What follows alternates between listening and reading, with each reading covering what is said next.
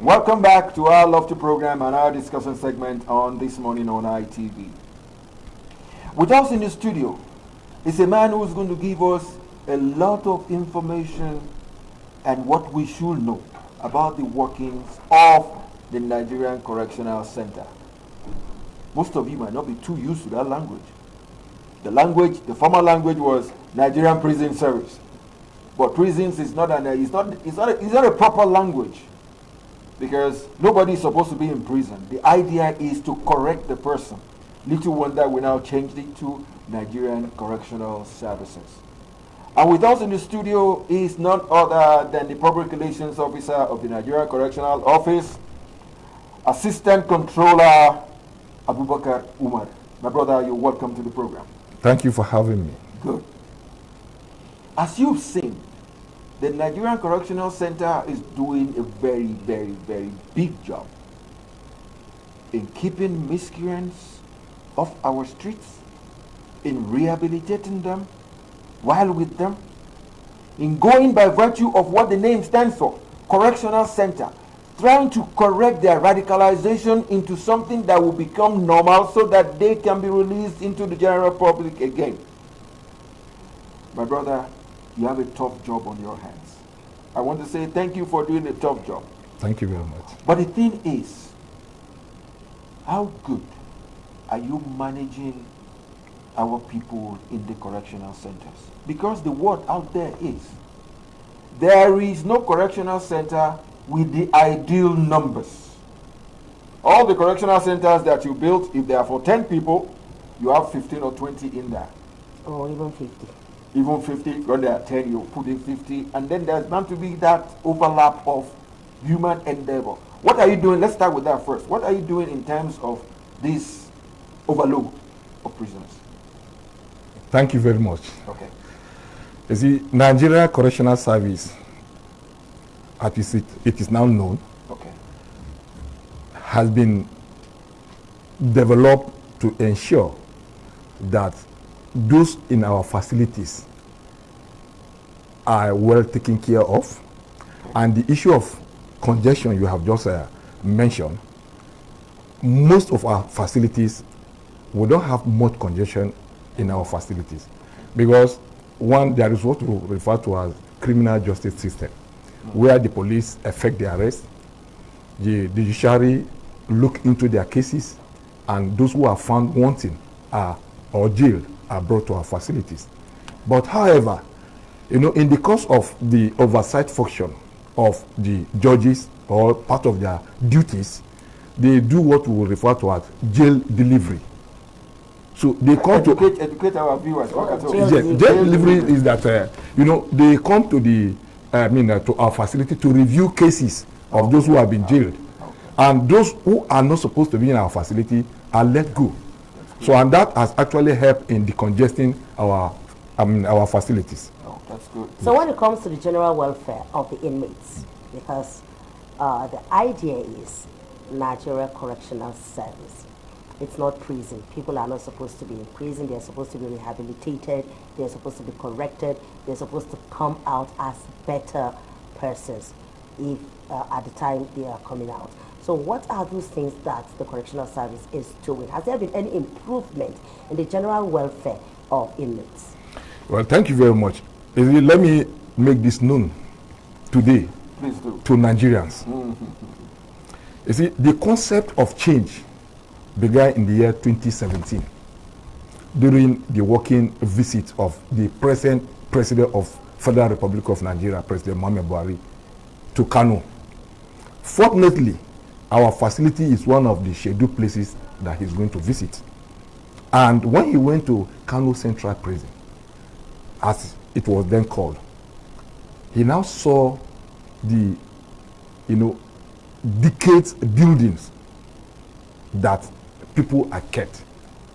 What came out of his mouth is that this is unacceptable. We must change the narratives.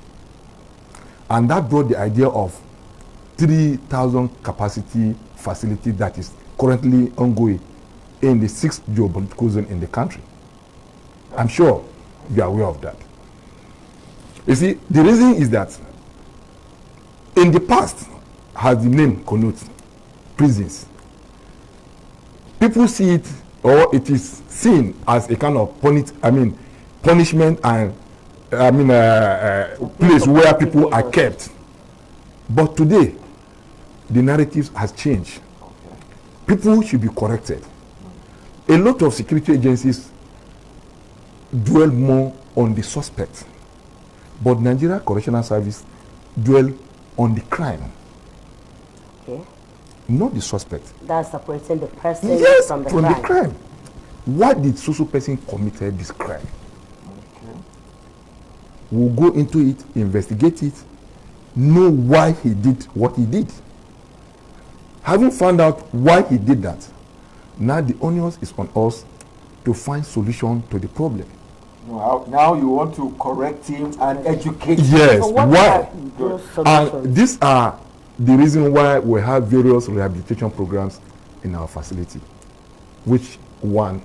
We have what we call counseling rehabilitation program. Because it's not everybody that steals, it's not everybody that commits robbery, it's not everybody that commits arson or other crime. But there are some petty quarrels, even between husband and wife. that leads people to That, prison. of course. Once you commit what we refer to assault, Okay. it can take you to jail. So assault, we have skills acquisition program in our facilities. Then we have education rehabilitation program. I'm sure you are aware currently. If you are not aware, I'm not telling you that in our educational program to inmates, we have over 1,000 inmates going on their degree program in our facilities. That's a good one. We have 6 inmates currently doing their PhD in our facilities. That's great. So the extent is to ensure that these inmates that are brought to us, we are able to change them to a better citizen so that it will aid their reintegration back to the society. That's good. That is just the mandate. So will I be correct to say that people on death row will not be captured in this rehabilitation, in this program? Well, the program mostly is for those who already have got their sentence. So they are not left out, because even those on death row, it's not a hopeless situation. Because their cases, yes, their cases can be referred to life. yeah, you can be, because there are some people who are on death row and their sentence can be committed to life imprisonment. Okay. So it's not a hopeless situation.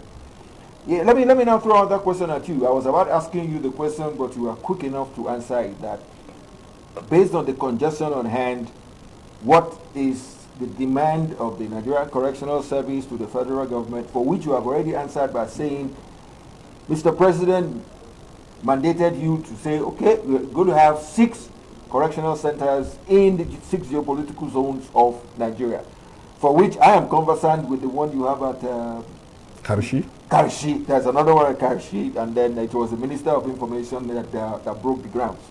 Those are good, lofty ones. At the same time, there is that belief, because I will say this because we investigate what we see, that you do not feed them well.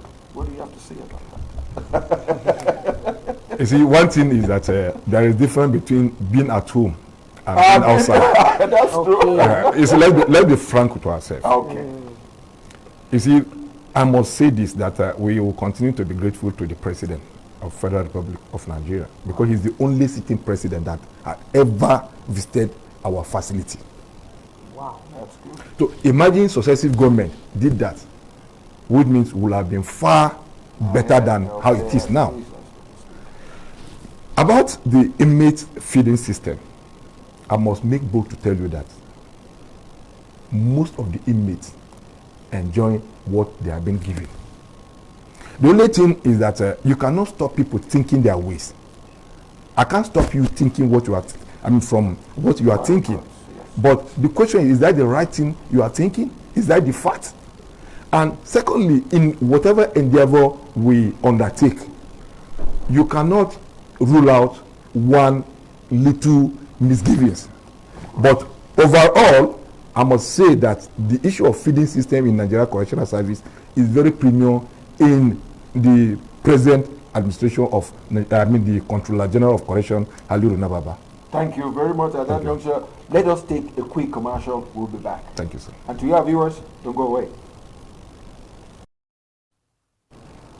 Welcome back. We still have with us in our studios our guest, Assistant Controller Abubakar Umar from the Nigerian Correctional Service. Along the line, he has been able to educate us about the format and the ways the Nigerian Correctional Service goes on.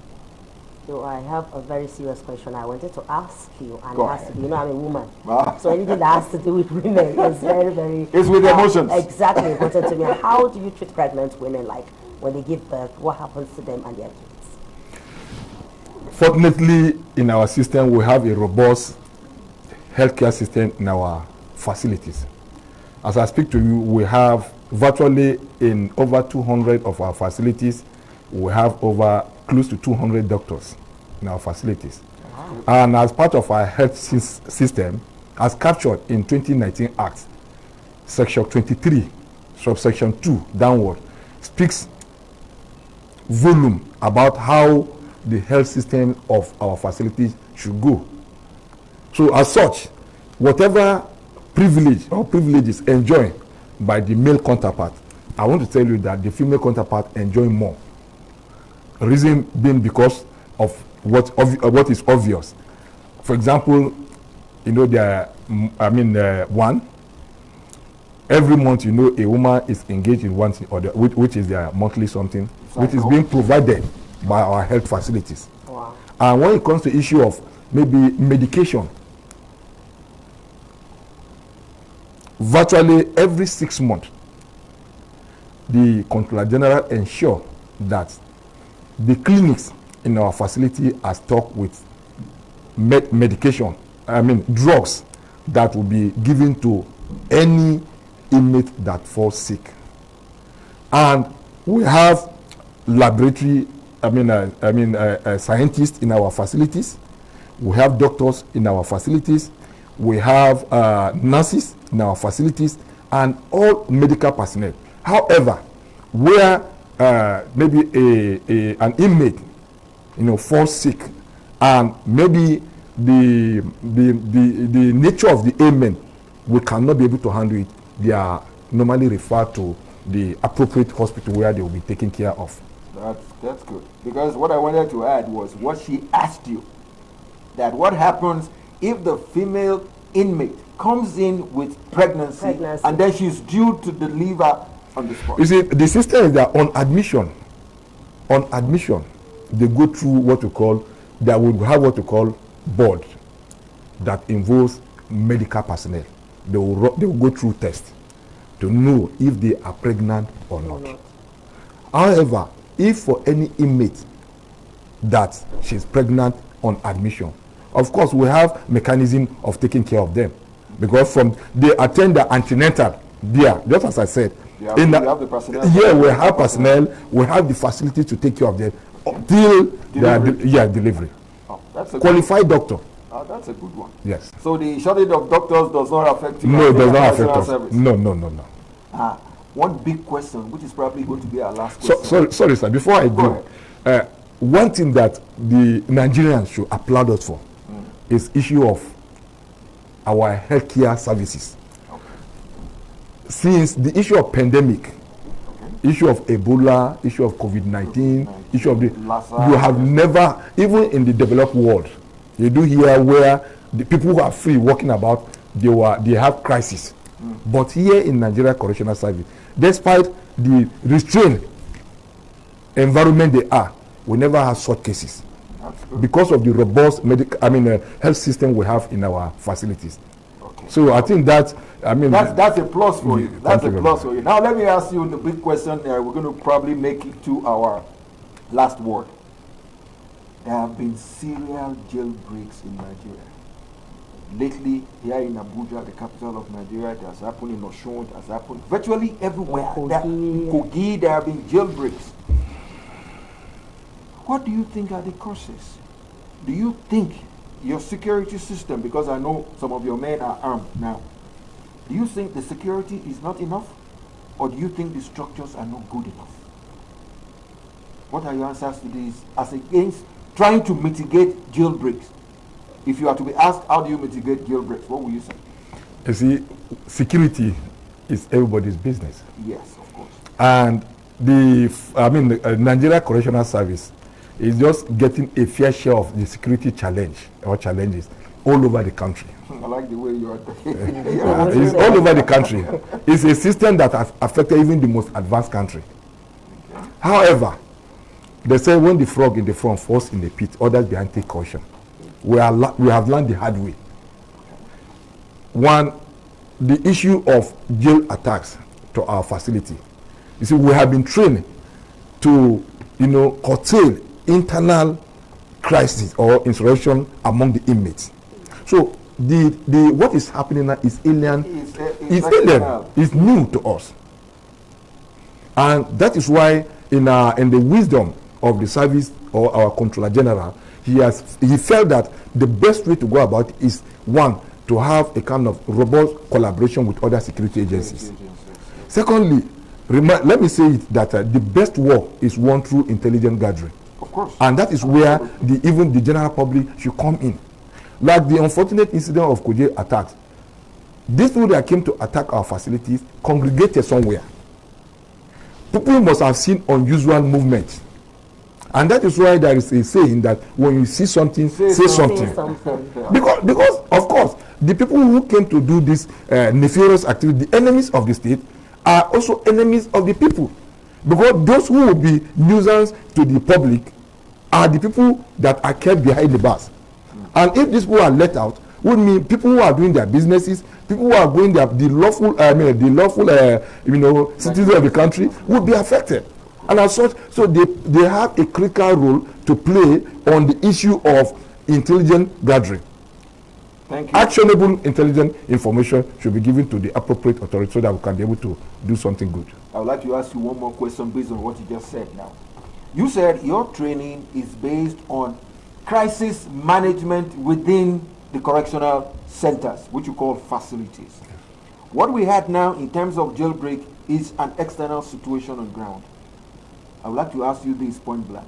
Do you now have the collaboration from other security agencies so that situations like that do not occur again? Most of our armed squad personnel have been sent on training. We have equally deployed what I would refer to e-technology. E-correction, okay, by extension technology, where we have, a monitoring room from our national headquarters. Every activity is taking place in Kujena, we monitor it. The Honorable Minister commissioned the facility about last year. So what we are trying to say now, we want to deploy technology to most of our facilities, whereby we'll be monitoring the activities of at least 1 kilometer from the facility, so that at least when we see any incursion, those who are not supposed to be there, we'll see them, alarm will be raised. Thank you very much. That is a nice one, because Nigerians and our viewers listening to you can now sit back and relax a little bit.